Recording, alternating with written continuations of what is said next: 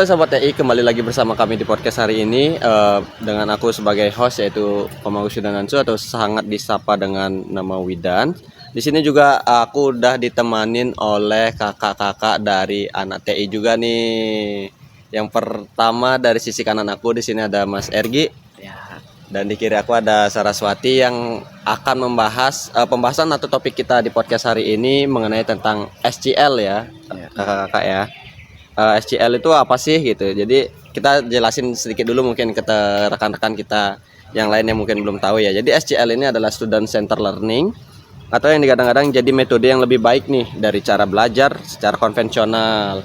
Tapi kalau kita lihat secara kenyataannya banyak nih mahasiswa justru menolak atau merasa nggak nyaman nih kakak-kakak dengan perubahan ini. Dari pengamatan kalian, wujud penolakan ini sebenarnya seperti apa sih secara nyatanya di lapangan?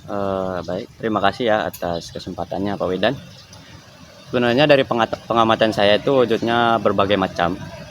Dan ini yang menarik nih, ada mahasiswa yang menjadi pasif saat ketika diskusinya berlangsung nih.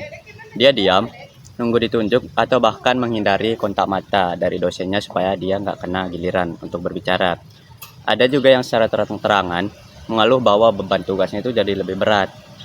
Padahal sebenarnya bebannya itu hanya berpindah bentuk, yang dari awal menghafal jadi mengonstruksi pemahaman sendiri. Dan yang paling sering saya temui yaitu banyak yang diam-diam berharap dosennya kembali ceramah penuh karena mereka merasa itu yang lebih aman.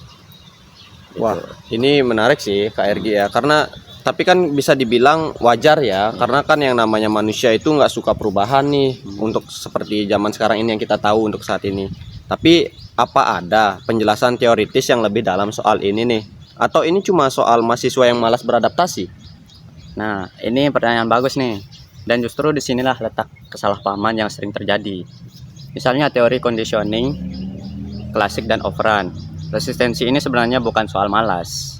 Coba kita bayangkan sendiri. Mahasiswa kita itu sudah dilatih dari SD sampai SMA dengan pola stimulus respon yang sangat konsisten.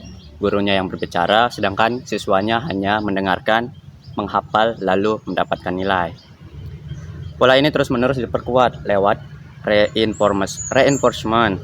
Nilai bagus kalau nurut dan hafal, sedangkan tidak dapat nilai jelek. Nah, begitu masuk ke sistem SCL, seluruh pola stimulus itu berubah drastis. Mahasiswa dituntut aktif secara tiba-tiba, dan secara psikologis ini terasa seperti aturan main yang diubah tanpa pemberitahuan. Jadi respon penolakan itu sebenarnya refleks, bukan karena SCL-nya buruk, tapi karena kebiasaan lama mereka kehilangan penguatan yang selama ini familiar. Oke, berarti ini lebih ke soal kebiasaan aja ini Kak Egi ya, yang sudah mengakar nih secara perilaku, bukan soal karakter atau kemauan nih. Tepat sekali Pak, tapi saya mau tambahkan satu lapisan lagi, karena kalau kita berhenti di perspektif behaviorisme, penjelasannya jadi kurang lengkap. Ada juga perspektif kesiapan mental. Kalau behaviorisme menjelaskan soal kebiasaan yang terbentuk, sedangkan kesiapan mental berbicara soal kematangan kognitif dan emosional untuk menerima otonomi belajar. Faktanya banyak mahasiswa yang belum pernah benar-benar dilatih untuk mengelola waktu sendiri, menetapkan waktu belajar sendiri, menetapkan target belajar sendiri, atau menilai kualitas pekerjaan mereka sendiri secara mandiri. Nah, SCL ini menuntut kemandirian itu secara instan, padahal idealnya kesiapan semacam itu dibangun bertahap, bukan langsung dilempar begitu saja. Nah, berarti ini bukan cuma dua teori yang saling bersaingan nih yang menjelaskan fenomena yang sama, tapi dua sisi masalah yang justru saling melengkapi. Ya, persisnya begitu.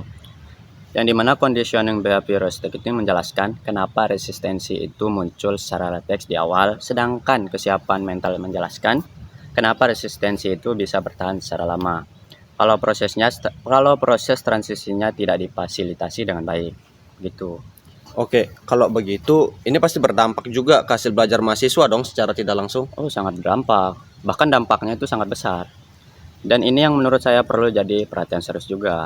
Kalau kita kaitkan dengan faktor-faktor hasil belajarnya, yang pertama karena itu motivasi, yang dimana mahasiswa merasa kehilangan arah yang jelas karena struktur belajarnya berubah secara drastis.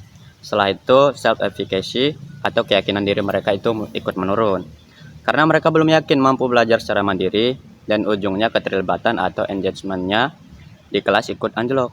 Yang berbahaya ini membentuk siklus. Resistensi memicu motivasi rendah memicu engagement rendah ini bikin hasil belajar tidak optimal. Dan hasil belajar yang buruk itu justru memperkuat resistensi mereka terhadap SCL. Muter terus, kalau tidak diputus. Begitu. Oke, kalau kita tarik ke skala yang lebih luas lagi dan lebih besar, ini juga menyentuh pilar-pilar pendidikan menurut UNESCO ya. Nah, betul sekali. Dan ini penting untuk dipahami. SCL sebenarnya dirancang untuk mewujudkan dua pilar UNESCO secara lebih otentik, yaitu yang pertama learning to know dan yang kedua learning to do. Yang dimana belajar dengan benar memahami dan mempraktikkan, bukan hanya menghafal dan untuk ujian. Tapi kalau resistensi ini dibiarkan tanpa penanganan, dua pilar lainnya akan terganggu. Yang pertama yaitu learning to live together. Karena kolaborasi antar mahasiswa jadi terasa dipaksakan, bukan tumbuh alami karena kebutuhan bersama. Yang kedua yaitu learning to be. Karena kemandirian belajar yang seharusnya membentuk karakter pembelajar sepanjang hayat malah terhambat sejak di titik awal transisi ini.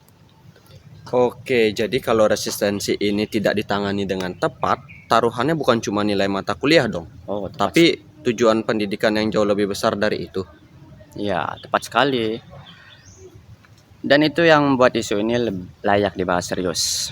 Bukan dianggap sebagai keluhan biasa dari mahasiswa yang kurang usaha. Oke, baik. Jadi sekarang gambarannya sudah jelas ya, bahwa ada akar kebiasaan yang terkondisi secara behavioristik, ada juga kesiapan mental yang belum matang dan dampaknya menyentuh hasil belajar sampai ke pilar-pilar UNESCO nih. Ya. Tapi pertanyaannya sekarang, apa yang bisa benar-benar kita lakukan untuk mengatasi ini secara nyata nih? Terima kasih Ergi, penjelasannya jadi fondasi yang pas buat masuk ke solusi. Menurut saya, solusinya harus menyasar dua akar masalah itu sekaligus. Mengganti pola stimulasi respon lama secara bertahap, sekaligus membangun kesiapan mental mahasiswa secara perlahan, bukan instan. Dua model pembelajaran yang saya rekomendasikan adalah Problem Based Learning atau PBL dan Project Based Learning atau PJBL. Dan keduanya bisa dikombinasikan dengan strategi teknologi yang tepat. Oke, jadi dari tadi nih kedua kakak TI ini udah ngejelasin juga ke kita tentang penjelasannya tuh cukup panjang dan juga sangat berakar gitu, kompleks mengenai tentang SCL ini tersendiri nih. Tapi kalau kita boleh nanya atau aku selaku host mau tahu dong, kenapa dua model ini yang dipilih? Kenapa bukan model-model lainnya? Karena keduanya punya sintak atau tahapan yang jelas dan bertahap. Jadi mahasiswa tidak langsung dilempar ke kemandirian penuh, tapi dituntun lewat struktur yang jelas. Ini penting untuk mengatasi resistensi behavioristik yang dijelaskan Ergi. Karena mahasiswa tetap merasa ada pola yang bisa mereka ikuti, hanya saja polanya sekarang aktif bukan pasif seperti dulu. Untuk PBL, sintaksnya ada 5 tahapan. Yang pertama ada orientasi mahasiswa pada masalah, yang dimana dosen menyajikan masalah nyata yang relevan dengan kehidupan mahasiswa, bukan soal abstrak yang jauh dari konteks mereka. Yang kedua, mengorganisasi mahasiswa untuk belajar, di mana mereka dituntun membagi tugas dan menyusun rencana penyelidikan bersama. Yang ketiga, ada membimbing menyelidiki individu maupun kelompok. Di sini, dosen berperan sebagai fasilitator, bukan sumber jawab tunggal. Yang keempat, ada mengembangkan dan menyajikan hasil karya.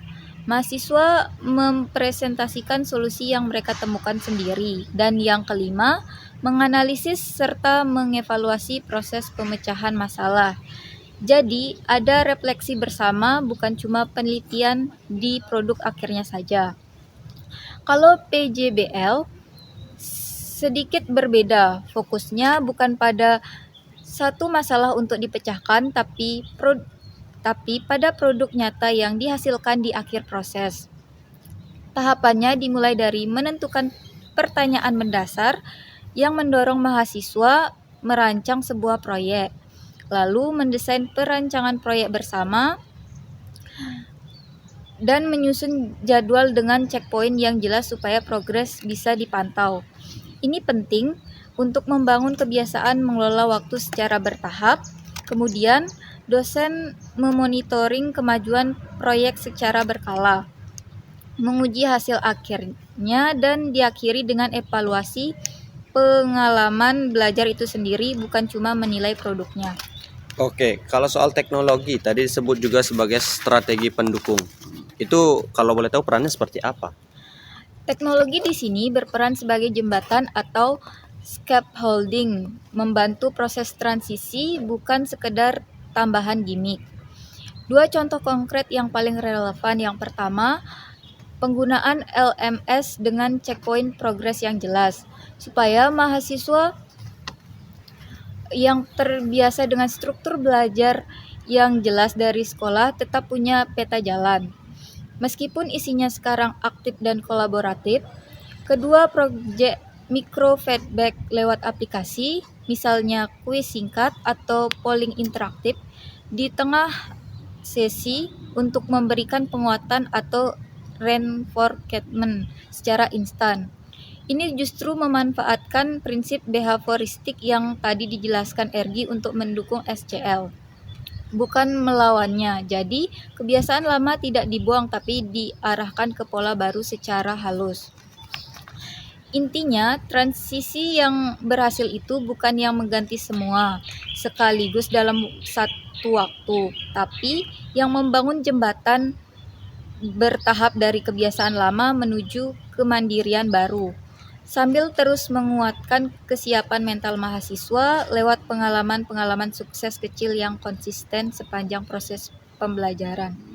Oke, baik. Jadi dari tadi udah kita bahas nih juga mengenai tentang SCL itu apa, juga penjelasan secara teoristiknya seperti apa, dan juga itu merembet juga mengenai tentang tadi kakaknya yang udah membahas tentang mengenai dengan PJBL ya. Iya. Oke, jadi mungkin kita bisa simpulin ya rekan-rekan TI ya. Jadi kesimpulan dari PBL ataupun dari PJBL itu memberi struktur yang jelas supaya transisinya tidak terasa seperti lompatan nih. Namun teknologi yang berfungsi menjembatani kebiasaan lama dengan tuntunan kemandirian yang baru.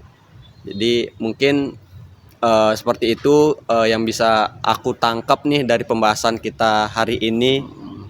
Gimana nih dari kakak-kakaknya, mungkin apakah setuju gitu atau mungkin dari kalian punya kesimpulan atau punya sudut pandang yang lainnya lagi nih gitu tentang mengenai tentang PJBL gitu atau SCL itu tersendiri mengenai tentang terhadap dampak kepada mahasiswanya nih. Ya, kalau dari saya sih mungkin cukup ya, karena udah disampaikan. Jadi tadi kesimpulannya itu sama Bapak Kanda host nih. Jadi cukup aja sih dari saya. Oke, mungkin segitu. Kalau dari Kak Saraswati mungkin ada kesimpulan lainnya atau ada sudut pandang dari Kak Saraswati itu tersendiri? Kalau dari saya udah cukup karena tadi juga sudah dijelaskan dengan jelas. Jadi menurut saya tidak ada kesimpulan lagi. Oke, baik. Oke, mungkin itu aja pembahasan kita hari ini di podcast hari ini. Senang sekali hari ini bisa menjadi host nih kepada kakak-kakak TI selaku mahasiswa juga yang mengalami atau juga yang udah memberitahu ke kita mengenai tentang SCL itu tersendiri. Jadi kita lebih banyak tahu juga mengenai tentang SCL, mengenai tentang PJBL seperti yang sudah dibahas oleh kakak-kakak berdua tadi. Oke, mungkin segitu aja. Thank you buat Kak Ergi dan juga Kak Saraswati udah berkenan hadir, udah mau membantu dan juga menjelaskan kepada rekan-rekan TI sekalian. Thank you Mas Ergi. Ya, terima kasih kembali. Terima kasih Kak Saraswati. Terima kasih. Terima kasih ya atas kerjasamanya.